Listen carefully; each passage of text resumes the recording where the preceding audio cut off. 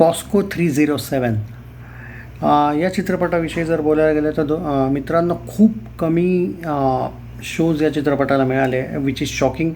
आणि या चित्रपटाविषयी जर बोलायला गेलं मित्रांनो, सर्वांचं कामाविषयी सगळ्यात पहिले जर बोलायला गेलं तर काम डेफिनेटली सगळ्यांचं चांगलं आहे.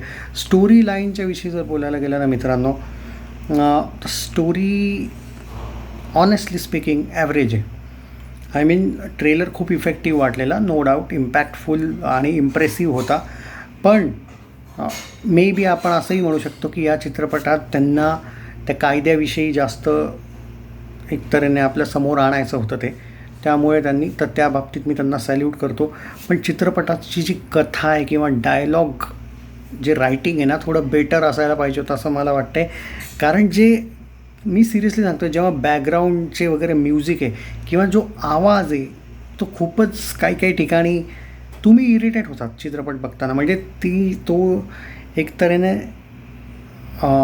कसं सांगू, मी एवढंच सांगू शकतो की तुम्ही चित्रपट बघतानाच तुम्हाला एक एक्झॅक्ट कळेल माझं काय मत आहे.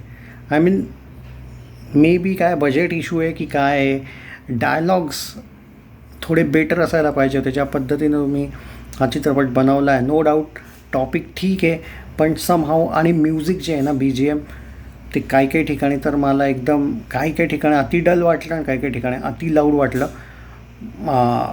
मे बी काय, आता प्रत्येकाचा अनुभव वेगवेगळा असतो. चित्रपटाची स्टोरी त्यातल्या त्यात चांगली वाटली मला, पण जे फॅक्ट आहे ते फॅक्ट. बाकी सर्व कलाकारांनी यार सुंदर उत्कृष्ट अभिनय केला आहे, हेही मी म्हणू शकतो. 1-2 सोडून, आता 1-2 का सोडून ते तुम्ही चित्रपट बघा. बाकी ठीक आहे, वन टाईम वॉच आहे. पण बघा तुम्ही थिएटरला बघायचा का नाही हे मी तुमच्यावर सोडतो. 5 मधून 3 स्टार देईन मी.